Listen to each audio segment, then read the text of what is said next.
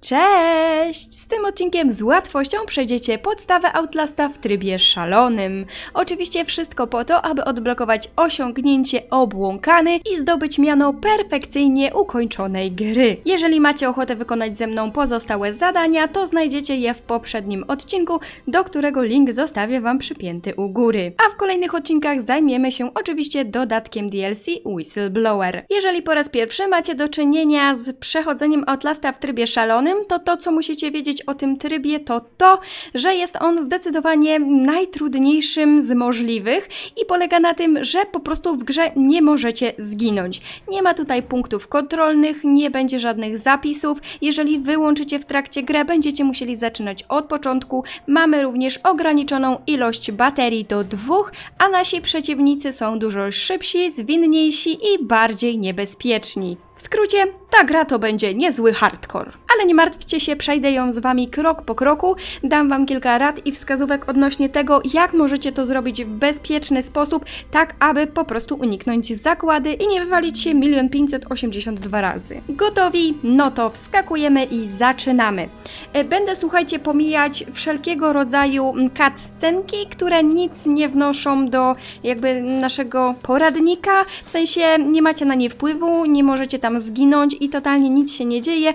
Będę robić to z tego względu, żeby po prostu zaoszczędzić na czasie, bo ten film i tak będzie bardzo długi, żeby zmieścić w nim całą gierkę. Jak widzicie na filmie, dojechaliśmy już na miejsce i teraz udajemy się do naszego psychiatryka, wchodzimy przez okno. Ten jakby fragment gry jest generalnie bardzo prosty i praktycznie chyba nie da się w nim zginąć. Nie musicie się martwić, po prostu biegniecie sprintem jak najszybciej do pierwszego, lepszego okna i wchodzicie do środka. Pamiętajcie, żeby w grze oszczędzać baterię jak tylko się uda, więc nie zapalajcie ich w każdym napotkanym ciemnym momencie, bo to po prostu nie ma sensu. Lepiej zachować je na trudniejsze i kluczowe momenty, bo zdecydowanie takie będą. Na tym etapie, po przeciśnięciu się między tymi dwoma regałami, po lewej stronie znajdziecie pokój, w którym będzie dodatkowa bateria. Weźcie ją ze sobą, bo zdecydowanie Wam się przyda. Jedną mieliśmy w środku, jakby zabraliśmy ją z samochodu, a ta sprawi, że po prostu będziemy mieli pełny magazynek. Następnie standardowo udajemy się do wentylacji i przechodzimy na drugą stronę. To, co Wam mogę jeszcze powiedzieć na starcie, to, że to zdecydowanie nie będzie łatwe i prawdopodobnie nie uda Wam się za pierwszym razem. Mi przejście tej gierki na trybie szalonym zajęło chyba 6 czy 7 podejść, więc trochę tego było. Po prostu każdy fragment, element gry trzeba poćwiczyć, ponieważ tutaj kluczowa jest jakby umiejętność odnalezienia się w danym miejscu. Jeżeli znacie drogę i wiecie, gdzie biec, to macie praktycznie 99% sukcesu, bo po prostu automatycznie udacie się tam, gdzie trzeba i nie narobicie sobie biedy niepotrzebnym kluczeniem i błąkaniem się w momencie, w którym ktoś Was ściga. Pominęłam cutscenkę z naszym księdzem i oczywiście teraz znajdujemy się na dole w lobby. Biegniemy szukać klucza do pokoju ochrony. Podejrzewam, że na tym etapie jeszcze mój komentarz jest zbędny, ponieważ tu nie dzieje się nic spektakularnego i raczej każdy z Was mniej więcej ogarnia rozkład pomieszczeń i co krok po kroku należy robić. Przynajmniej tak zakładam, skoro wzięliście się za tryb szalony. A jeżeli nie, to trzymam za Was bardzo mocno kciuki i oczywiście postaram się zrobić wszystko, co w mojej mocy, żeby ułatwić Wam przejście tej rozgrywki. Dobra, podchodzimy do ziomka, zabieramy mu oczywiście klucz i wracamy dokładnie tą samą drogą, z której przyszliśmy. Biegniemy do pokoju ochrony, aby spróbować się stąd wydostać. Oczywiście wiadomo, że nam się to nie uda, no ale próbować, słuchajcie, trzeba. Tu po drodze mamy małą scenkę jumpscare'ową. Ja tego ziomka zawsze nazywam Voldemortem, nie wiem dlaczego mi go przypomina. Najlepsze jest to, że ile razy w tą grę bym nie grała, to dalej czasami się zapominam i jestem w stanie się przestraszyć tego momentu, bo jakby skupiam się na gierce i totalnie nie myślę o tym, że za chwilę mi to wyskoczy z krzaka i mnie będzie chciało nastraszyć. Biegniemy prosto do pokoju ochrony. Słuchajcie, jeżeli będziecie przechodzić tę grę w trybie szalonym, to totalnie nie skupiajcie się na żadnych dokumentach, nagraniach i innych znajdźkach. Jeżeli chcecie wykonywać te achievementy, elementy, to zróbcie sobie to na jakimś normalnym trybie, bo nie ma po co się tutaj męczyć i stresować, tym bardziej, że w tym trybie, jeżeli zginiecie, to zginiecie już na amen i trzeba będzie zaczynać od początku. Moim zdaniem po prostu trochę szkoda czasu. Okej, i teraz tak naprawdę zaczyna się zabawa, ponieważ ojciec Martin, czyli nasz ksiądz, wyłącza nam zasilanie. Więc będziemy musieli za chwilę udać się do piwnicy i zrestartować generator. Chowamy się oczywiście w metalowej szafce, zresztą tak nam radzi gra, ponieważ za chwilę przyjdzie tu Chris Walker i będzie chciał nam spuścić manto. On, słuchajcie, w tej lokalizacji będzie się troszeczkę kręcił, więc poczekajcie na spokojnie, aż on sobie tutaj wejdzie, obluka co musi i wyjdzie. Nasłuchujcie. W tej grze, słuchajcie, bardzo ważne jest nasłuchiwanie, zwłaszcza przy tych jakby scenkach, elementach, fragmentach z Chrisem Walkerem, ponieważ on przy sobie ma łańcuchy, które brzęczą i dzięki temu będziecie wiedzieli, gdzie on dokładnie jest. W momencie, w którym jakby przestaniecie je słyszeć, to prawdopodobnie jest już na tyle daleko, że możecie na spokojnie wyjść. Drugim elementem jest to, że on bardzo często wyważa jakieś drzwi. Jak usłyszycie stukanie, wyważanie, otwieranie, no to będziecie wiedzieli, że już w ogóle wyszedł gdzieś daleko, przeszedł do kolejnego pomieszczenia i jesteście elegancko bezpieczni. Teraz możemy wyjść z naszej szafki i śmigamy do piwnicy. Piwnica jest trochę hardkorowym miejscem, jeżeli nie znacie jej rozkładu, ale jest bardzo prosta, jeżeli ogarniacie, co i jak tutaj się dzieje. Jeżeli chcecie zaoszczędzić baterię, to możecie tylko sobie migać kamerą, żeby zobaczyć mniej więcej, gdzie biegniecie, ale jeżeli nie znacie rozkładu i potrzebujecie więcej światła, to na spokojnie możecie używać. Potem Wam pokażę jeszcze jedną lokalizację baterii. Możecie również ustawić sobie jasność na 3, tak aby w grze było mniej cieni i lepiej było to widać. Ja robię to przede wszystkim z tego względu, żeby móc lepiej na nagraniu Wam pokazać daną lokalizację, żebyście wszystko widzieli. Teraz, kiedy wejdziemy do piwnicy, będą się w niej znajdowały naprzeciwko Was 2 pary drzwi. Biegniemy do pierwszych drzwi po prawo, wchodzimy po schodkach i klikamy przycisk. Od razu wybiegamy z tego pomieszczenia i kierujemy się w prawą stronę do drugiego przycisku. Cały czas w międzyczasie będziecie słyszeć stukanie ziomka, który próbuje się do Was dobić. Po kliknięciu drugiego przycisku chowamy się pod łóżko, oczywiście wyłączamy kamerę, żeby oszczędzać baterię. W tej lokalizacji doskonale będziecie widzieć Waszego przeciwnika, który przechodzi wodą, wejdzie do pomieszczenia, w którym Wy się znajdujecie, bąknie sobie coś tam pod nosem, że jesteście kolejnym duchem i z niego wyjdzie. W momencie, w którym z niego wyjdzie, skręci prawdopodobnie w lewą stronę. W sumie nigdy nie zdarzyło mi się inaczej, więc to jest raczej norma. Kiedy wyjdzie z pokoju, wejdzie do wody, więc będziecie wyraźnie słyszeć jego kroki w wodzie i będą coraz bardziej ciche w momencie, w którym będzie się od Was oddalał. W tym momencie wychodzicie z łóżka, odpalacie sobie kamerę, żeby nie walnąć głową w ścianę, wybiegacie z pokoju i biegniecie w drzwi po prawej stronie. Ziomek się skapnie, więc szybko biegniecie w lewo, przeskakujecie przez biurko, następnie skręcacie w prawo, przeskakujecie przez kolejne biurko i wchodzicie w drzwi po lewo. Po skosie od Was będzie wajcha, którą musicie przełączyć, a następnie odwracacie się i chowacie w szafce po lewej stronie. To ważne, żeby to była ta po lewo, dlatego że ten ziomek teraz podejdzie do Was i otworzy szafkę po Waszej lewej stronie, a Wy w tym momencie wybiegacie ze swojej szafki i biegniecie z powrotem w prawo, przez stół, w lewo, przez stół i w prawo. Na wprost Was będzie znajdował się generator, musicie obiec go delikatnie w prawą stronę, klikacie, odwracacie się i przeskakujecie przez drzwi, przez które weszliście do tej piwnicy. Przez biurko po lewej, skręcacie w drzwi w prawej i przechodzicie po prawo przez szczelinę. Na tym etapie jesteście już z powrotem bezpieczni. Jeżeli gdzieś w tej piwnicy ten ziomek Was klepnie raz, to na spokojnie nic Wam się nie stanie, po prostu biegniecie dalej. Natomiast jeżeli zdarzy się to więcej razy, to prawdopodobnie będziecie martwi. Teraz oczywiście wracamy do pokoju ochrony, siadamy do kompa i dostajemy strzykawę od ojca Martina. I tak kończy się rozdział pierwszy. Trafiamy teraz do drugiego, czyli do bloku więziennego, który będzie zdecydowanie więcej zabawy. Nagrywamy sobie ścianki i czekamy spokojnie na ziomka, który przyjdzie nam otworzyć naszą celę. Jeżeli już to zrobi, to słuchajcie, możecie przeskoczyć spokojnie przez barierkę i pobiec w drzwi naprzeciwko Was, ponieważ tam znajduje się przejście w ścianie. Następnie skręcacie w lewo i przechodzicie przez otwór w suficie do góry. Tutaj mamy drugiego jumpscareka, ale whatever, odwracamy się na pięcie i biegniemy dalej.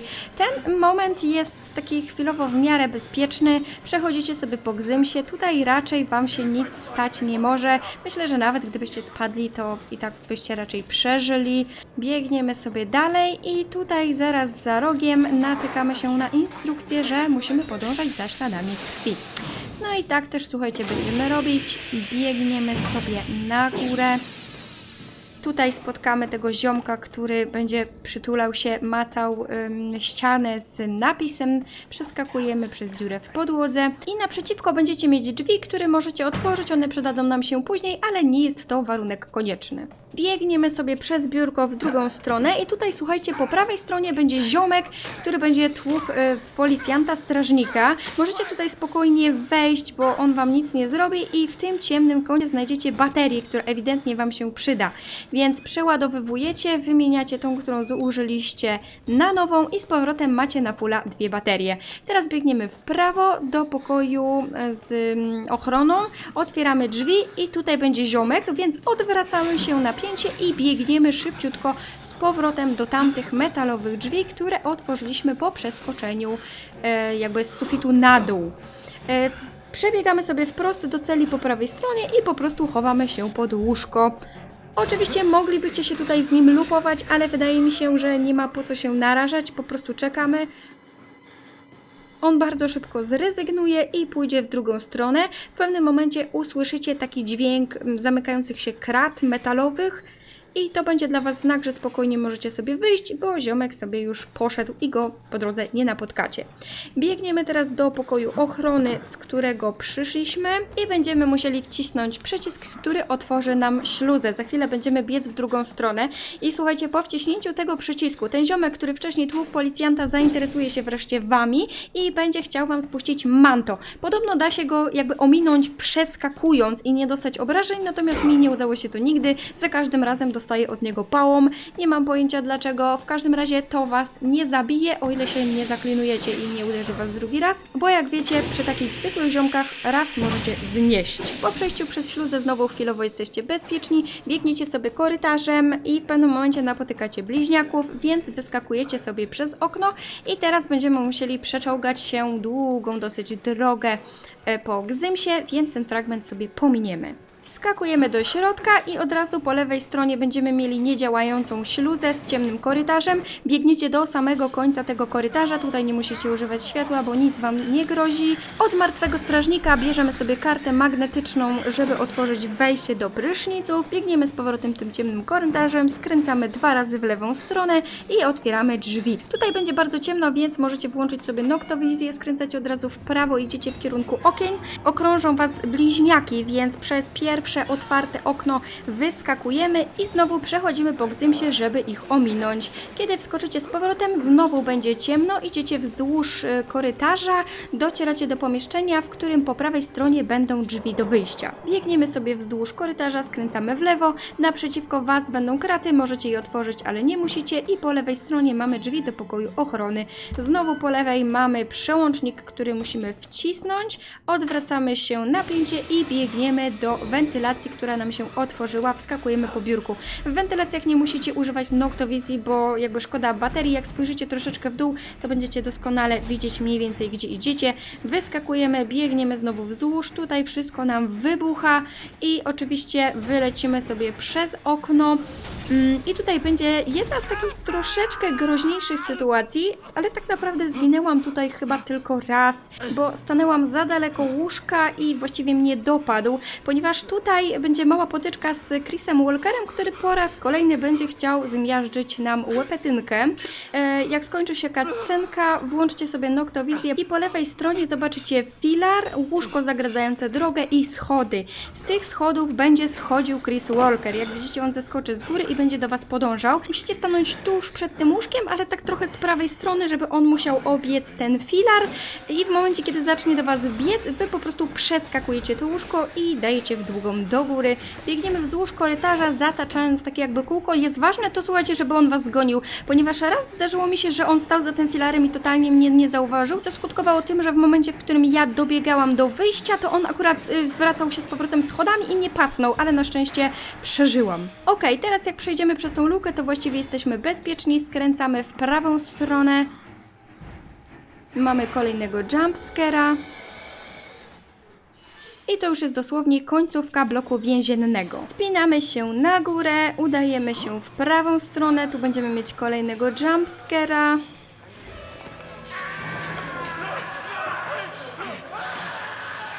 Tutaj będzie trochę takich przerywnikowych elementów, ale generalnie raczej tutaj zginąć raczej się nie da, no chyba że spadniecie z samej góry, ale nie wiem, co by musiało się stać.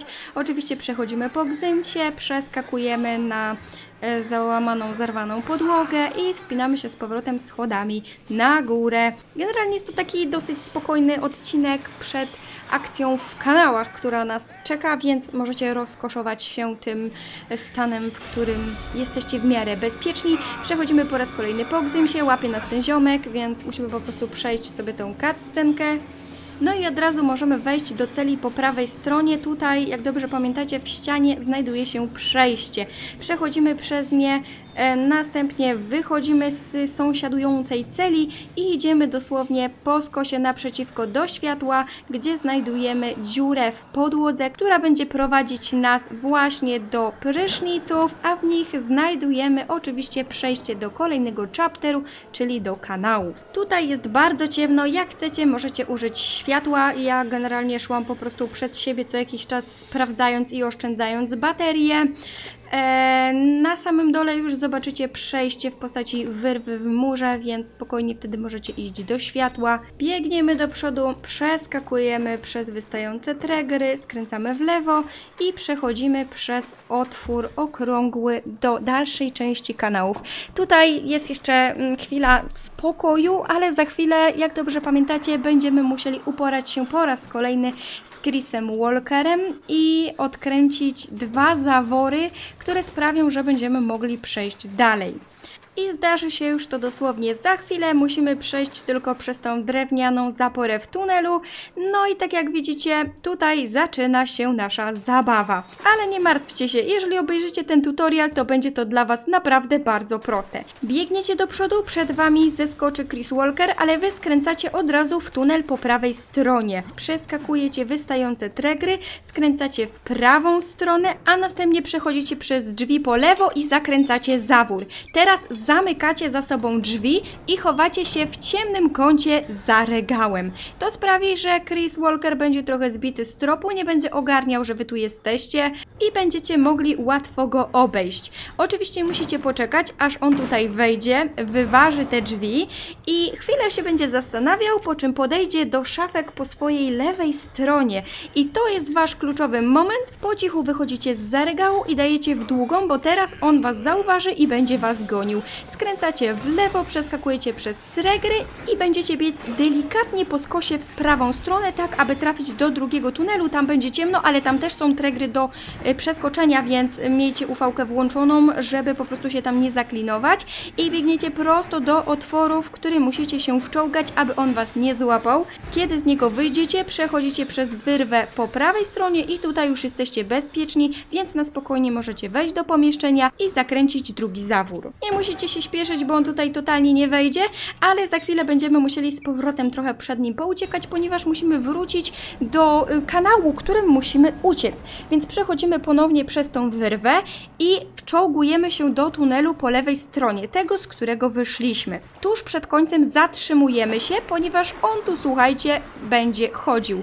On wyjdzie do was albo z prawej strony, albo z lewej, albo z naprzeciwka. Będziecie go doskonale widzieć i słyszeć przez brzęczące łańcuchy. Trochę tu postoi, pokręci się, w najlepszym przypadku od razu pójdzie w prawą stronę, ale zdarza się, że pójdzie do przodu, czyli tam, gdzie wy będziecie musieli biec i niestety będziecie musieli czekać, aż stamtąd wróci.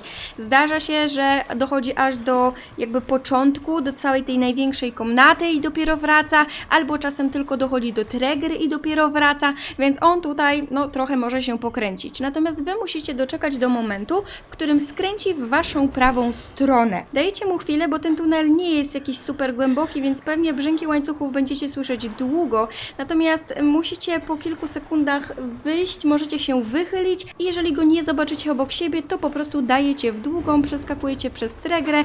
Jak dobrze pójdzie, to on nawet was nie zauważy, nie zacznie was gonić. Pamiętajcie, że musicie przeskoczyć tę tregrę, skręcacie w prawą stronę i wracacie tunelem do kanału z drabiną, przez który musicie uciec. No i tutaj ponownie chwilowo jesteście bezpieczni. Teraz czeka nas dosyć długie i bezpieczne przechodzenie tunelami, najpierw jednym ciemnym, potem takim fajnym oświetlonym.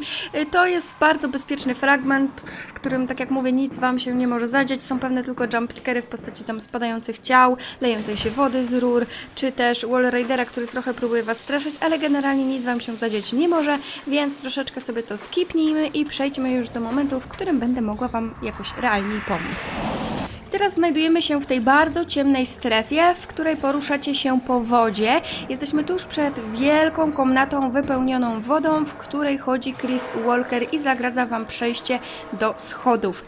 Tutaj najprostszą opcją z możliwych jest po prostu używanie lewej strony komnaty, tak aby podejść jakby od tyłu, od boku go zajść, żeby on po prostu nie zaczął was ścigać. Więc generalnie bierzecie sobie na cel ten oświetlony punkt przed wami, czyli te schody i drabinę, którą musicie uciec i dostać się do góry i trzymając się lewej strony komnaty powoli idziecie. Będziecie słyszeć bardzo wyraźnie Chrisa Walkera i brzęczenie jego łańcuchów, więc będziecie w stanie ocenić, jak daleko jest od was. Jeżeli usłyszycie, że załącza się muzyka, w której zaczyna was ścigać, no to po prostu dajecie w długą. Muzyka na 100% załączy się w momencie, w którym wskoczycie na podest, ale on będzie potrzebował trochę czasu, żeby z tej wody wyjść, wejść po schodach do was, więc macie chwilę, nie panikujcie, bo inaczej nie traficie w drabinę, spadniecie do wody i będziecie musieli podchodzić do tego jeszcze raz. Teraz znajdujemy się w tym wąskim korytarzu, z naprzeciwka będzie biegł do nas ziomek, po prostu spokojnie czekamy i w momencie, w którym będzie blisko nas, po prostu omijamy go łukiem po lewej stronie. Biegniemy prosto do końca korytarza i skręcamy w ostatnią lukę po lewej stronie. Tutaj jest trochę kręte korytarze, ale generalnie droga jest dosyć prosta, bo wszystkie przejścia są zamknięte. Schodzimy z powrotem do dużych tuneli w kanałach i teraz po prostu biegniemy sobie za tym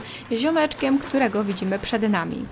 Tutaj na razie nic wam nie grozi, droga jest dosyć prosta, kawałek będzie ciemnego korytarza, ale niedługi. Dochodzicie do momentu, w którym musicie przecisnąć się przez lukę i wychodzicie na zewnątrz po drugiej stronie, tuż przy schodach do męskiego skrzydła. Męskie skrzydło jest dosyć specyficzne i mamy tutaj bardzo dużo biegania, ale powiem wam szczerze, że nie jest ono jakoś za specjalnie skomplikowane, po prostu robicie swoje i biegnijcie do przodu. Najpierw oczywiście musimy się tutaj przedostać przez tą lukę w wentylacji, odsuwając to wielkie metalowe coś. Przechodzimy na drugą stronę, mijając ziomka, który jest związany na krześle. Skręcamy w prawą stronę, idziemy do końca korytarza do światła, w prawo przechodzimy przez drzwi i ponownie odsuwamy to metalowe coś przy drzwiach, do których ewidentnie ktoś się dobijał, ale nie martwcie się, po drugiej stronie na razie jeszcze nikogo nie będzie. Tutaj musicie pilnować, żeby te szafki były dobrze odsunięte. Zazwyczaj potrzeba około 3 pchnięć, żeby to zrobić. Wychodzimy w lewą stronę i przechodzimy przez lukę wentylacyjną i znajdujemy się teraz w sali z łóżkami szpitalnymi. Teraz będziemy wchodzić do wentylacji i w momencie, w którym z tej wentylacji wyjdziemy, zacznie się tak naprawdę nasz sprint. Tutaj po prostu nie oglądacie się za siebie, odsuwacie co trzeba i biegniecie dalej. Nie zastanawiacie się, nie czekacie, bo to może skutkować tym, że po prostu was złapią.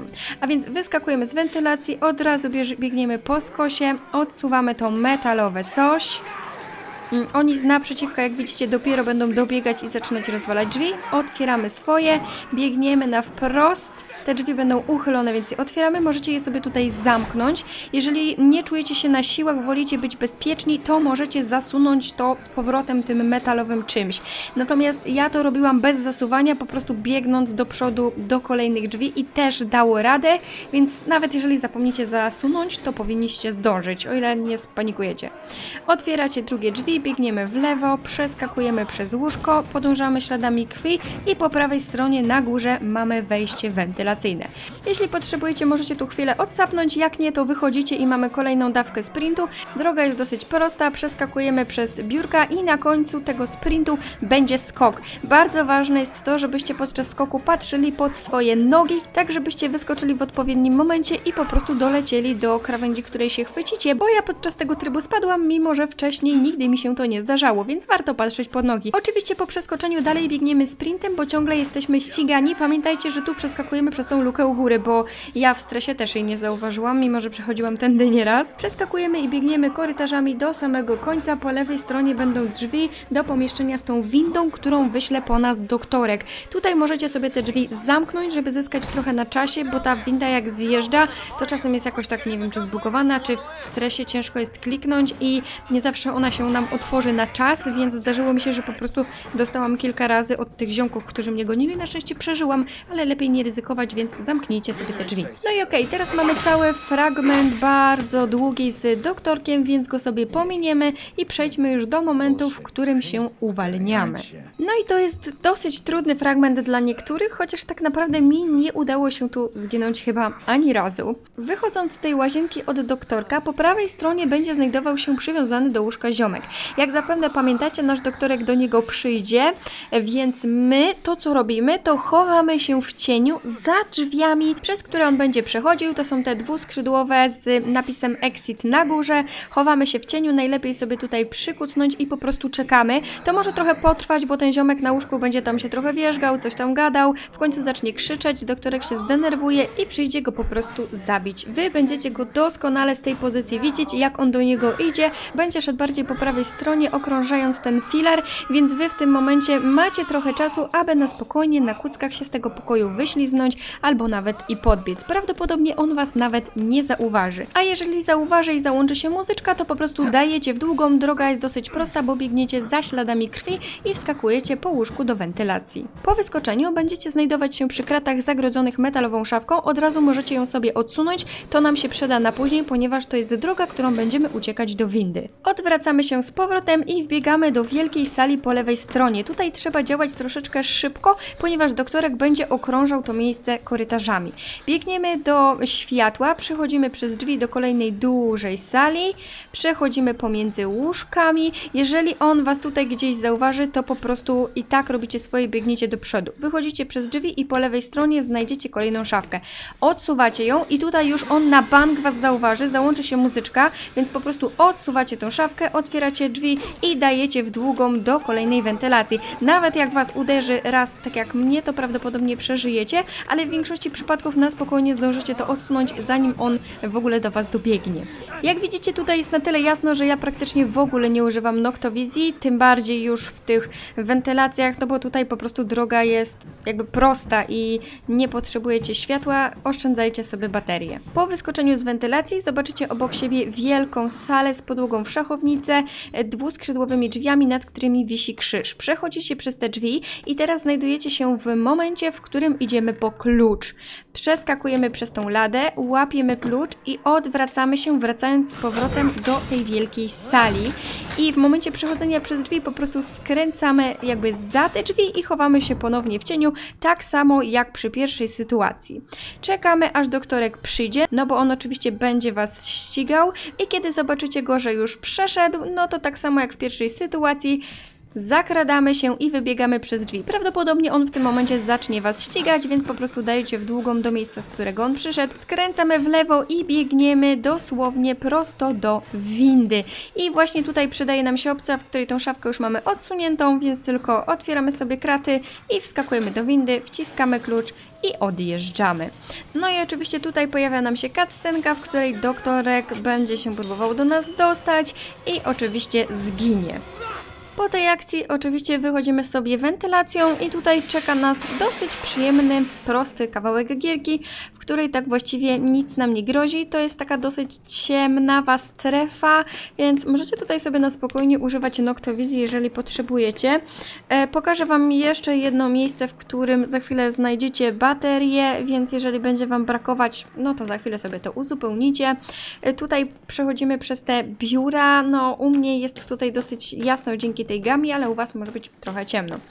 Znajdujemy się przed ojcem Martinem, skręcamy w lewo do łazienki i oczywiście tutaj zbliżamy się do momentu, w którym będziemy musieli włączyć zraszacze, żeby ugasić płonącą kafeterię.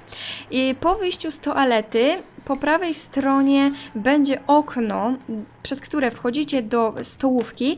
Natomiast jeżeli pójdziecie prosto, po lewej stronie będą uchylone drzwi i tam właśnie znajdziecie sobie dodatkową baterię. Jeżeli macie miejsce, to po prostu ją podnosicie, jeżeli nie, przeładowujecie tą, którą tam częściowo zużyliście i dopiero podnosicie. Teraz możemy wrócić do naszej płonącej stołówki. Oczywiście w płonącej stołówce niewiele nam grozi, tutaj raczej nic nie może Wam się zadziać. Musimy po prostu przejść slalomem między tymi płomieniami i za chwilę będziemy walczyć po raz kolejny z Chrisem Walkerem. A w zasadzie to raczej będziemy właśnie unikać walki, ponieważ walka mogłaby się skończyć dla nas niefajniutko. Po lewej stronie od stołówki znajdować się będzie ciasne przejście, przez które się przeciskamy do strefy, w której on będzie grasować, więc tutaj już uważajcie. Od razu będziemy biec do pierwszego zaworu, totalnie ignorując Chrisa Walkera. Zobaczycie jego cień na wprost, ale go olewacie, biegniecie w prawo, ponownie w prawo, znajdujecie się właśnie w pralni, przebiegacie w lewo, znajdziecie uchylone drzwi, odkręcacie zawór, odwracacie się i dosłownie na wprost Was, przebiegając przez drzwi, chowacie się w tym ciemnym kącie. Chodzi po prostu o to, żeby on tutaj Was nie zauważył, nie zaczął Was ścigać, żebyście nie musieli się z nim lupować. Jeżeli będziecie się wychylać, to prawdopodobnie będziecie widzieli go, jak on przechodzi, a nawet jak wchodzi do tego pierwszego pomieszczenia pralni, ale na spokojnie siedzicie tutaj, czekacie, aż on sobie odejdzie. Cały czas będziecie słyszeć jego brzęczenie łańcuchu, więc mniej więcej będziecie wiedzieli, gdzie on jest. Jeżeli się wychylicie i zobaczycie jego plecy, że odchodzi, to możecie delikatnie podejść, ale uważajcie, bo on może się wrócić, więc w razie czego bądźcie czujni. Czekamy na moment, w którym on zacznie wyważać drzwi. Na pewno go zauważycie i usłyszycie, ponieważ zacznie Wam się trzęść kamera i będzie słychać takie dudnienie. I wtedy jak on te drzwi wyważy i przejdzie, to wiecie, że jesteście bezpieczni. Wychodzimy z naszej pralni i dosłownie po skosie będziemy biec tam, w tamto miejsce, przez to lobby jakby i przechodzimy przez te szafki. On Was tutaj zacznie ścigać, ale będzie bardzo daleko, więc praktycznie nie ma szans, żeby Was złapał i tutaj, słuchajcie, jesteście bezpieczni. Teraz przechodzimy sobie przez łazienkę z wannami i idziemy odkręcić drugi zawór. I teraz z powrotem będziemy musieli wrócić do miejsca, z którego przyszliśmy. Po przejściu przez tą lukę Chris Walker będzie znajdował się po Waszej prawej stronie, więc Wy omijacie go szerokim łukiem, biegnąc w lewo i po prostu jakby zataczając takie koło. Totalnie się niczym nie przejmujecie, trzymacie sprint, biegniecie w prawo, z powrotem w lewo, uważajcie, żeby się tu nie zgubić, ponownie w lewo, w prawo i przechodzicie przez te regały, z których przyszliśmy. Jak zapewne zauważyliście, jeszcze nie włączyliśmy zraszaczy, ale to wszystko dlatego, żeby nie robić tego w biegu i żeby on nas nie capnął, bo oczywiście możecie wbiec do pomieszczenia z włącznikiem do zraszaczy i jest tam szafka, w której możecie się schować, ale jest bardzo duże prawdopodobieństwo, że on tam wejdzie, wyciągnie Was z szafki i będzie po Was. Więc lepiej zrobić to w ten sposób dłuższy, ale bezpieczniejszy, poczekać tu, aż on sobie stąd odejdzie, będziecie go widzieć i słyszeć.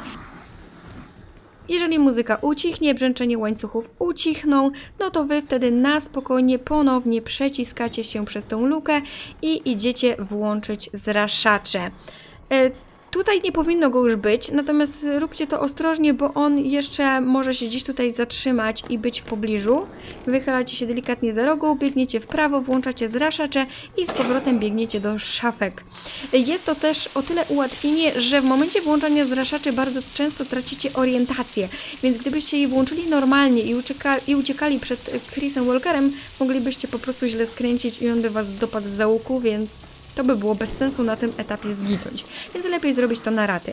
Oczywiście teraz biegamy sobie do kuchni, gdzie mamy naszego typowego jumpscare'a, ziomek ucieka, a my na spokojnie możemy sobie opuścić to pomieszczenie i teraz kierujemy się do wyjścia na zewnątrz. I tak właściwie tutaj mamy ponownie bardzo długą i w miarę bezpieczną strefę. Jedynym utrudnieniem jest tutaj oczywiście ciemność, ale da radę to zrobić totalnie nawet bez noktowizji. Od razu przy wyjściu po lewej stronie będziecie widzieć światło dobiegające zza drzwi i po prostu w jego kierunku się udajecie. Tutaj znajduje się klucz i teraz właściwie z tej szopki biegniemy totalnie naprzeciwko. Tam będą znajdowały się kraty, przejście do kolejnego etapu. Oczywiście możecie tutaj używać noktowizji, bo to jest jeden z najciemniejszych obszarów i właściwie wszystkie baterie, jakie oszczędzacie, to warto sobie używać tutaj, bo później już nie będzie aż tak ciemno.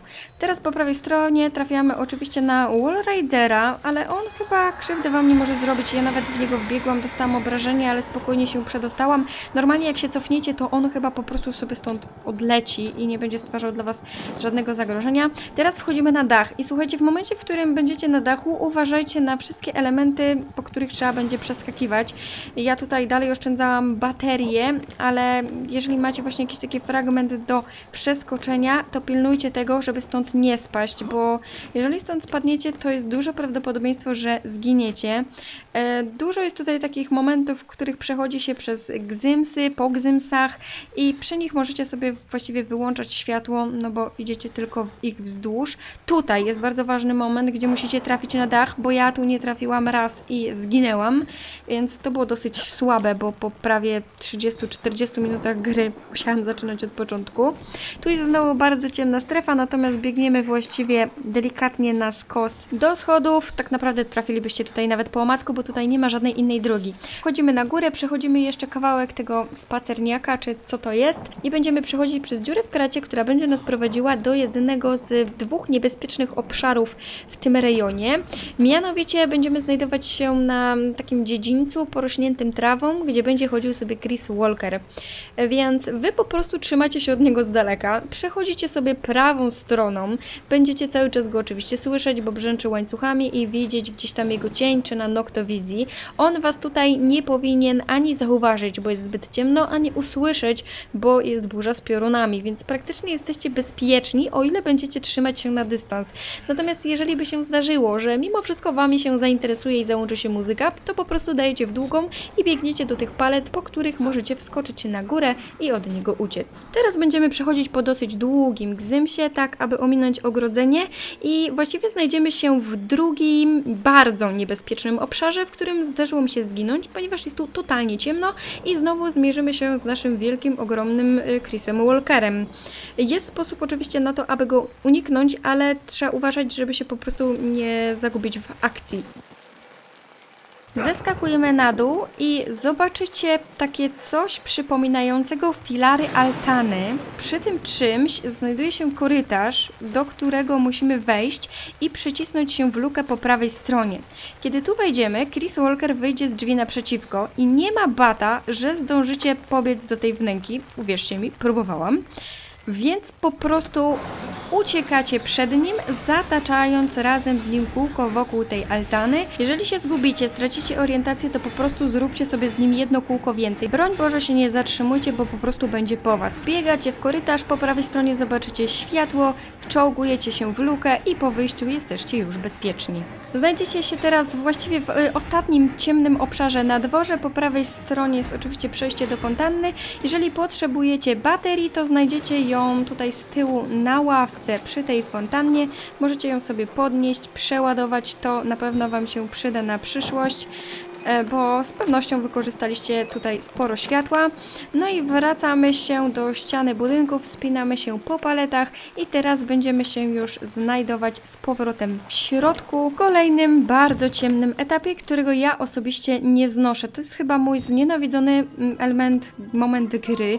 Jest bardzo ciemno, wszystko jest poszarpane, no bo tu się znajdujemy w tym miejscu, gdzie wszystko jest po pożarze. Ledwo coś widać, błądzę tutaj zazwyczaj strasznie, więc mam nadzieję, że z tym poradnikiem Wam pójdzie lepiej niż mi szło na początku. Tutaj oczywiście też zdarzyło mi się zginąć przez jeden moment zawahania, o którym wspomnę Wam później. Znajdujemy się oczywiście teraz na oddziale dla kobiet w pralni i pierwsze co musimy zrobić to dotrzeć do windy. Droga jest ciemna, ale dosyć prosta. Kiedy znajdziemy się przy windzie, no to oczywiście musimy wspiąć się schodami na górę. Musimy oczywiście przeskoczyć, ponieważ tu są te schody, które się zapadły. Idziemy tam, gdzie pokazuje nam czerwona strzałka, wchodzimy na górę i znajdujemy się przy tej zerwanej lampie. Przechodzimy w lewo i widzimy tutaj ojca Martina, który miga do nas latarką. Musimy wejść teraz w ten spalony obszar.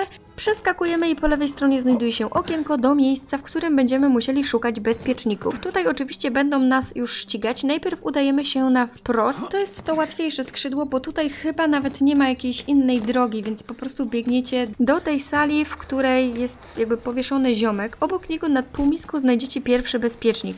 Podnosimy go i chowamy się pod łóżko, bo tutaj przyjdzie ziomek, którego normalnie musielibyście ominąć w korytarzu i byłoby to trochę problematyczne. A tak po prostu go sobie wyminiemy i będziemy tylko przed nim uciekać. To może zająć różną liczbę czasu, zanim on tutaj przyjdzie, bo on się raczej nie śpieszy, no bo na razie was jeszcze nie goni. Przyjdzie z jakąś maczetą czy baseballem, Bóg wie czym, nie mam zielonego pojęcia i uda się jakby w kąt sali obok tego powieszonego chłopa.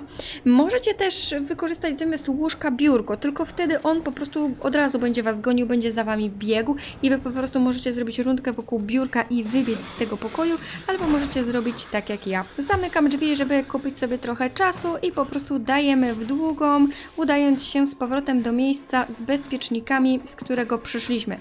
Teraz od razu biegniemy w lewo i w prawo, tak aby dobiec do rozwidlenia z ziomkiem siedzącym na wózku. Od niego skręcamy w prawą stronę i biegniemy prosto do światła, przeskakując łóżko. Pamiętajcie, że cały czas jesteście ścigani, więc po lewej stronie od razu łapiecie bezpiecznik i po raz kolejny chowamy się przed ziomkiem w ciemnym kącie. Zanim on tu przyjdzie, to również może minąć cała wieczność. Oczywiście możecie postąpić identycznie jak w przypadku w pierwszym, to znaczy po prostu ominąć go przy biurku, ponieważ w tym pokoju również na końcu sali naprzeciwko znajduje się biurko, przy którym po prostu moglibyście go obiec dookoła, no ale wtedy wiadomo narażacie się trochę bardziej na cios. Czekamy aż on wejdzie do tej sali, jak widzicie będzie go idealnie widać, bo on akurat nam stanie w świetle, zresztą w noktowizji również. Jak kawałek odejdzie, no to wymykamy się z sali albo biegniemy sprintem, jak wam się uda możecie zamknąć drzwi, jak nie to też się nic nie stanie, dajecie w długą i biegniemy dosłownie naprzeciwko do kolejnego pokoju, w którym znajdziemy ostatni, trzeci bezpiecznik. No i w tym pokoju od razu będzie znajdował się drugi ziomek, którego totalnie olewamy, łapimy bezpiecznik, obiegamy dookoła i jakby trochę go wykorzystujemy w akcji, zamykamy za sobą drzwi, niech oni się tam sobie tłuką, a my dajemy w długą i wracamy z powrotem do pokoju z bezpiecznikami. Musimy z powrotem przebiec te ciemne korytarze, tutaj trzeba trochę uważać, żeby się nie zgubić. Ja właściwie na sprincie wkładam te 3 bezpieczniki, ale możecie też przeskoczyć przez to okienko do tego spalonego fragmentu, tak aby oni jakby stracili target i przestali was gonić i wtedy na spokojnie sobie tutaj wrócić i te bezpieczniki włożyć. Natomiast tak na przypale, jak widzicie, też się da. Biegniemy z powrotem do schodów, ponieważ musimy zejść poziom niżej do pralni i odzyskać ten klucz. Wiem, że te ciemne korytarze są mega upierdliwe, ale to już jest dosłownie końcówka, więc jeżeli to przetrwacie, to za chwilę będziemy w znacznie przyjemniejszym miejscu. Pamiętajcie, że kiedy ten klucz złapiecie, to oni zaczną was ścigać. Mogą zacząć ścigać od razu albo dopiero przy windzie, nie wiem, różnie to bywa, łapiecie w każdym razie klucz i z powrotem sprintem biegniecie sobie do schodów. Znowu musimy się wspiąć, a właściwie przeskoczyć po tych zarwanych schodach, wybiec i podbiec do kraty prowadzącej na kolejne piętro. Otwieramy sobie ją kluczem. No i właściwie tutaj przechodząc już jesteśmy bezpieczni. Teraz znowu przeskakujemy przez zerwane schody i naprzeciwko na tym takim pseudo-ołtarzyku będzie znajdowała się bateria, jeżeli potrzebujecie, a zakładam się, że raczej potrzebujecie. Tutaj będziemy wchodzić do kolejnego ciemnego miejsca, idziemy za śladami krwi i znajdujemy się przy spalonej podłodze. Uważajcie tutaj, bo ja tutaj spadłam i dostałam piąchą od ziomka, który był na dole, po czym musiałam z powrotem obiec całą tą drogę, uciekając przed nim, więc raczej zalecam Wam ostrożność. Przeskakujemy i znajdujemy się teraz w sali, gdzie zarwie się pod nami podłoga. Teraz idąc właściwie na wprost, wspinamy się na górę po łóżkach. Tutaj będzie szalał Wall Rider, ale on właściwie nic nam nie może zrobić, więc totalnie się nim nie przejmujemy. Okrążamy te wszystkie meble, uważamy, żeby nie spaść tutaj z powrotem na dół. Idziemy do światła, przechodzimy przez drzwi i znajdujemy się w kolejnej wielkiej sali. Teraz po prawej stronie będziemy mieć podwójne drzwi, przez które przechodzimy. No i teraz podążamy sobie po prostu za Wall Riderem, tymi ciemnymi korytarzami. I tu jest ważny moment, ponieważ za tymi podwójnymi drzwiami będą znajdować się bliźniacy i Wy od razu musicie ominąć ich prawą stroną. Nie możecie się zawahać, bo wtedy po prostu Was złapią. I skręcacie w drugie drzwi, nie w pierwsze jak ja, po prawej stronie. Przeskakujecie przez zawaloną podłogę i jesteście w zasadzie bezpieczni. Teraz przechodzimy sobie tym przepalonym gzymsem. Pilnujcie, żeby złapała Was animacja, że na to weszliście, żebyście nie spadli na dół, bo no tutaj Wam nie gwarantuję, że to przeżyjecie, chociaż jest raczej dosyć nisko i powinniście, ale wiecie jak jest, różnie bywa. Tu zbliżamy się do elementu, w którym za chwilę stracimy nasz aparat i będziemy poruszać się totalnie po ciemku. Ten fragment jest, powiedzmy, że stosunkowo bezpieczny, dopiero ten końcowy moment, w którym będziemy uciekać, może być problematyczny, ale tak naprawdę jak będziecie biec sprintem, to nic Wam się nie stanie. Dobra, tracimy aparat, podłoga pod nami się zarywa, my wspinamy się na górę, ale niestety nic nam to nie daje, więc musimy ponownie zejść na dół, żeby poszukać naszej kamery. Schodzimy i będziemy wchodzić w te drzwi, które przed chwilą otworzył ziomek. Idziemy do światła, przechodzimy przez łóżka. Tutaj wszystko musimy dookoła ominąć i przejść przez podwójne drzwi. Za podwójnymi drzwiami skręcamy w prawo i przeczołgujemy się do łazienki. W łazience oczywiście znajdziemy przejście w jednej z rozwalonych kabin, takie, żeby zeskoczyć na dół. I tutaj zacznie się taki dosyć ciemny fragment gry, ale mniej więcej od światła do światła dacie radę z pewnością podążać. Przeskakujemy to łóżko, tam widzimy jakiegoś ziomka, który biegnie, więc spodziewamy się, że wyskoczy nam zaraz jumpscare. Skręcamy w korytarzu po prawo, znowu biegniemy do światła, znowu biegniemy do światła w prawo, teraz w lewo. Tutaj trochę pomagają nam te okna, które nam tą drogę oświetlają. No i zaraz jak przeskoczymy na wprost nas, widzimy nasz aparat. Więc tu się nie zastanawiamy, po prostu łapiemy go i dajemy w długą, jak tylko skończy się animacja. Tutaj oczywiście zaczną nas gonić, załączy się muzyka, ale my się totalnie nie przejmujemy, po prostu sprintem biegniemy ponownie tą samą drogą, wracając do łazienki, z której przybiegliśmy. Znowu trochę pomagają nam okna, mamy też kamerę, przez którą możemy podglądać, chociaż powiem Wam szczerze, że mi ten fragment lepiej przebiega się bez kamery, bo jakby przyzwyczajam się do miejsca, w którym byłam i w kamerze wygląda mi to troszeczkę inaczej. W każdym razie, jakbyście tego nie zrobili, dobiegacie do toalety z powrotem, wskakujecie na górę i jesteście bezpieczni.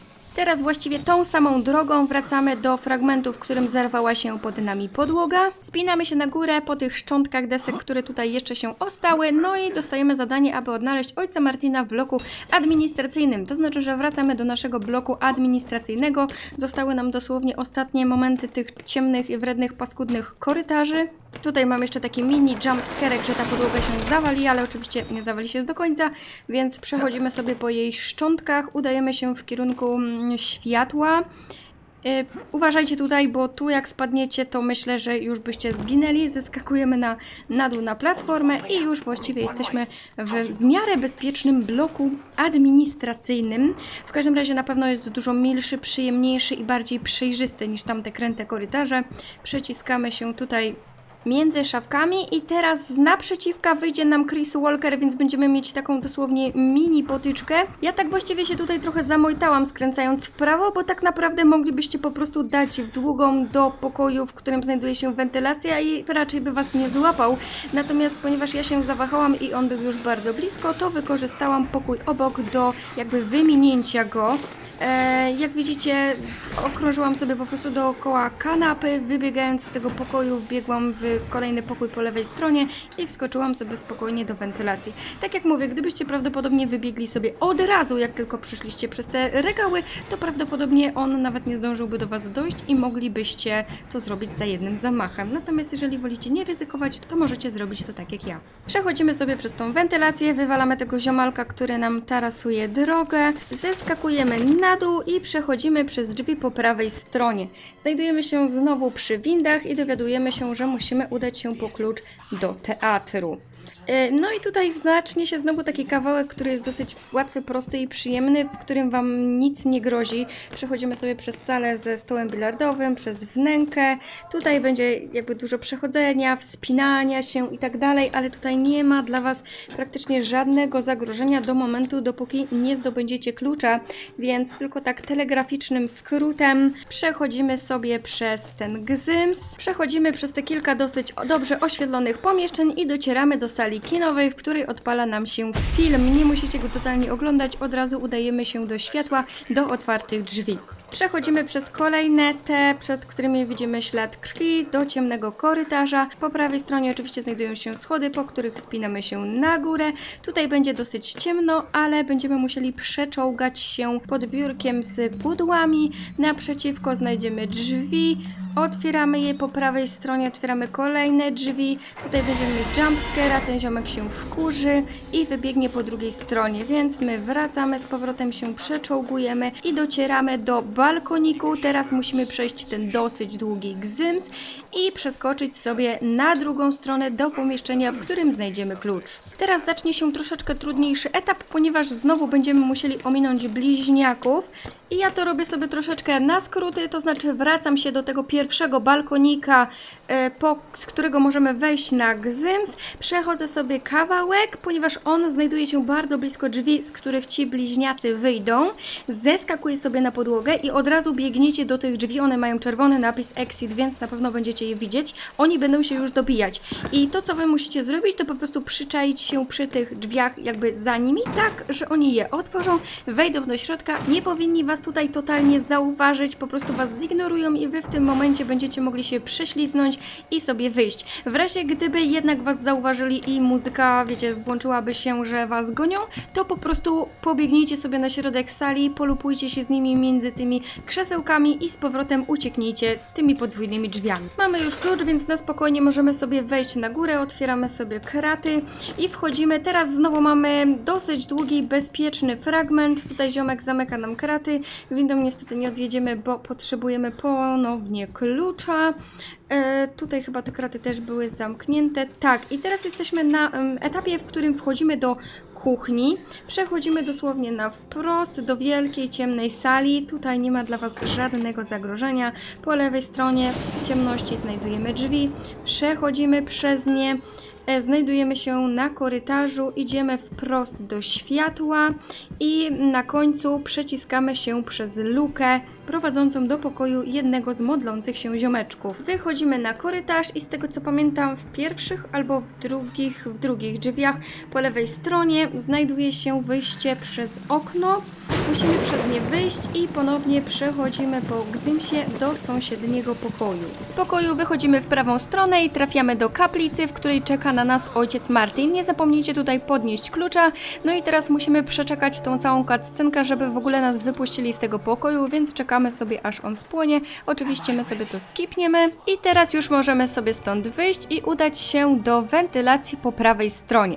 W momencie, w którym wyskoczymy z wentylacji, będzie czekało nas ostatnie starcie z Chrisem Walkerem, w którym w ogóle będzie mógł nam zagrozić, ale zrobimy to sobie na spokojnie, przynajmniej mam nadzieję i wyjdziemy z tego cało. Od razu po wyjściu z wentylacji kierujecie się w prawą stronę do toalety i chowacie się w prawym rogu w ciemności. On mnie tutaj zauważył i włączyła się muzyka, ale jest też bardzo prawdopodobne, że nawet nie zwróci na Was uwagi. Jeżeli Was zauważy i do Was przybiegnie, to słuchajcie, są dwie sytuacje. Albo zacznie otwierać łazienki obok Was, to znaczy, że szuka i że musicie dać w długą i uciekać, albo tak jak u mnie po prostu się wycofa i usłyszycie rozbijane drzwi.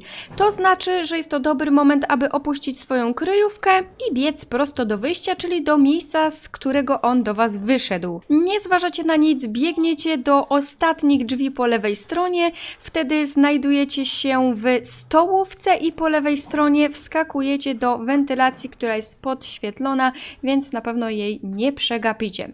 Znajdujecie się teraz w kuchni, w której już tak właściwie jesteście bezpieczni, chociaż jeszcze go trochę słychać, ale po prostu możecie dać dyla, ponieważ udajemy się teraz do windy, wkładamy kluczyk i właściwie jesteśmy bezpieczni. Teraz nasza winda oczywiście zjeżdża do ostatniego chapteru gry, w którym to zmierzymy się finalnie z Walriderem i to jest w miarę bezpieczny moment. W sumie nigdy tutaj nie zginęłam, więc szansa na to jest bardzo mała, o ile po prostu będziecie biec przed siebie i się nie zgubicie. Wierzę w Was mocno, z tym poradnikiem na pewno dacie sobie radę. W naszym podziemnym laboratorium na początku oczywiście jesteśmy bardzo bezpieczni, tutaj nic nam nie grozi.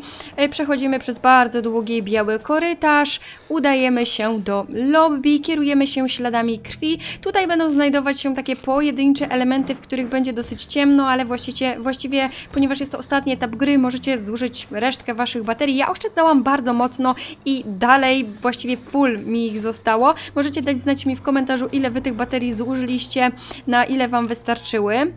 Kierujemy się w stronę podwójnych drzwi, oczywiście przechodzimy do przodu dalej. Już właściwie nie szukamy, nie potrzebujemy żadnych baterii, udajemy się prosto do wielkiej sali, w której będziemy musieli wykonać nasze ostatnie zadania. Tutaj jest korytarz, przez który za chwilę będziemy uciekać, ale jest to bardzo proste, więc totalnie się nie stresujcie. Za chwilę po lewej stronie będzie bardzo ciemny korytarz, z którego wyjdzie Walrider. Śledźcie uważnie alarm. Jeżeli on tylko się włączy, to od razu dajecie w długą i biegniecie w drugą stronę, ponownie omijając, przeskakując te wszystkie beczki. Nie czekacie tam, nie biegniecie do samego końca korytarza. Jeżeli tylko alarm się włączy, to od razu dajecie w długą. Dobiegamy aż do podwójnych drzwi, no i oczywiście tutaj łapie nas Chris Walker, ale niestety nie ma farta, ponieważ goni nas Walrider i on bardzo skutecznie się nim zajmie. I to jest właściwie ostatni moment, w którym mamy do czynienia z Chrisem Walkerem, więc powiedzmy mu gromkie papa! I po tej wdzięcznej cutscence śmigamy dalej, bo został nam już dosłownie ostatni fragment gry. Po lewej stronie jeszcze oczywiście spotkamy tego ziomka, który jest chyba mózgiem całego biznesu i on będzie miał skierowany do nas bardzo długi monolog, więc to również sobie skipniemy, ale niestety musimy go wysłuchać do końca, zanim będziemy mogli opuścić to pomieszczenie. No i sobie wychodzimy, idziemy w lewą stronę i zmierzamy prosto do naszego obiektu doświadczalnego, w którym będziemy musieli troszeczkę pomajstrować i wykonać właściwie ostatnie nasze zadanie. Tutaj w pewnym momencie z lewej strony wyłoni Wam się Walrider, ale totalnie go olewacie, po prostu biegniecie dalej sprintem do przodu, przechodzicie między tymi dwoma beczkami, silosami czy cokolwiek to jest, wspinacie się na górę po schodach i zobaczycie przed sobą śluzę. Jeżeli do niej dobiegniecie, to właściwie na tym etapie będziecie bezpieczni. No i po wyjściu został już nam niewielki fragment, aby dotrzeć do naszego głównego laboratorium, do tej wielkiej sali. Przechodzimy przez podwójne drzwi i znajdujemy się w bardzo krótkim korytarzu prowadzącym nas właśnie do tego głównego laboratorium. Teraz schodzimy na dół, aby dostać się do pulpitu, nie musimy nawet do niego podchodzić i otrzymujemy zadanie, żeby wyłączyć aparaturę, więc kierujemy się od razu w prawą stronę. Tutaj, tak jak mówię, jesteście bezpieczni i jeszcze nic Was nie ściga, więc spokojnie, do momentu, w którym nie zakręcicie tej rury, to nic Wam nie grozi. Przechodzimy sobie obok tych, nie wiem, basenów, zbiorników czymkolwiek to jest. Wchodzimy na górę po schodach. Powiem wam szczerze, że to jest aż za spokojne jak na końcówkę gry i w pewnych momentach czułam się zbyt wyluzowana. W każdym razie zmierzamy do pierwszej rury, którą musimy zakręcić i w momencie, kiedy to zrobimy, to Wallrider zacznie nas już gonić, więc po prostu dajmy w długą i biegniemy całą drogę z powrotem. Nie zatrzymujemy się, nie oglądamy się, nie przeskakujemy przez barierki. Na spokojnie, tak jak przyszliśmy, zbiegamy schodami, przebiegamy obok tych pojemników. Jak będziecie po prostu używać sprintu, to nic wam nie grozi. Przebiegamy z powrotem przez te podwójne drzwi, biegniemy korytarzem. Oczywiście udajemy się teraz dosłownie na drugą stronę, ale myślę, że to już wiecie. Zobaczycie tam schody, wspinacie się na górę, cały czas trzymacie sprint, bo Wallrider cały czas was goni. Przechodzicie przez te beczki, biegniecie dalej korytarzem, przechodzicie przez podwójne drzwi i już zaraz będzie końcóweczka, tylko jeszcze biegniemy po 1 582 schodkach. Tak, ten fragment jest naprawdę długi i stresujący i aż w pewnych momentach kręciło mi się w głowie, jak musiałam po tych schodach wbiegać, ale na spokojnie Wallrider też chodzi po schodach, więc nie przyleci tutaj znienacka. Jest cały czas za wami, więc trzymacie tempo, biegniecie do przodu i za chwilę będzie fragment, w którym musicie skoczyć, więc patrzcie ponownie pod nogi, żeby skoczyć w odpowiednim momencie, bo to jest punkt kulminacyjny. Teraz przebiegamy w prawą stronę przez bardzo ciemną jaskinię i wbiegamy za chwilę do śluzy, w której jesteśmy już totalnie bezpieczni. Tutaj możecie odetchnąć, tutaj już was nic nie goni. Po wyjściu ze śluzy możecie na spokojnie wejść po schodach na górę i dotrzeć do generatora, odciąć dopływ i to jest już, słuchajcie, ostatni element. Jeszcze chwila, jeszcze tylko końcóweczka i już za chwilę, słuchajcie, będziemy mieli to osiągnięcie w garści. Natomiast zanim będziemy się cieszyć, no to musimy pokonać ostatnią drogę, wrócić z powrotem do maszyny podtrzymującej życie. Tutaj jeszcze was nic nie ściga, więc na spokojnie schodzimy schodami, wchodzimy do śluzy i przechodzimy przez ten bardzo ciemny korytarz. Kiedy wyjdziemy z tego ciemnego korytarza, no to pojawi się Wallrider i zacznie nas ścigać, ale nie na długo, ponieważ będzie ten fragment, w którym musimy przeskoczyć na drugą stronę i on tutaj po prostu zrzuci nas, da nam wciry, więc nie przestraszcie się, jakby tutaj nie możecie umrzeć, to jest po prostu cutscenka, którą musicie przejść, spadacie na sam dół i po prostu czekacie, aż się skończy. Dajecie w długą i po prostu biegniecie do otwartych na oścież drzwi. On będzie cały czas za wami. Więc teraz pozostał wam już tylko jeden fragment. Przeciskacie się przez beczki, przechodzicie przez podwójne drzwi, schodzicie na dół schodami, nie przeskakujecie przez barierkę, dobiegacie do pulpitu i przykładacie do niego rękę, wyłączając system. I to jest, słuchajcie, tyle. To jest koniec. Już nie ma żadnego elementu gry, który może was zagiąć, zabić i w którym możecie zaprzepaścić swoje osiągnięcia. Jeżeli tu jesteście, to już macie je w garści. Gratuluję wam wszystkim bardzo serdecznie. Napiszcie w komentarzu, czy się udało. No oczywiście oglądamy tutaj naszą ostatnią cutscenkę z Wallriderem, który miota nami jak szatan. Kiedy cutscenka się skończy, no to oczywiście człapiemy do wyjścia. Jakie jest zakończenie, to wszyscy wiemy, ale najważniejsze jest to, że zdobywamy nasze osiągnięcie przejścia Outlasta na poziomie szalonym. Dajcie mi znać, jak się w tym momencie czujecie. Niedługo widzimy się w kolejnych odcinkach, w których wykonamy sobie wszystkie zadania do Outlasta Whistleblower, czyli do DLC. Mam nadzieję, że będziecie wykonywać je razem ze mną, a ja wam już dziękuję bardzo serdecznie za oglądanie tego odcinka i do zobaczenia. Cześć!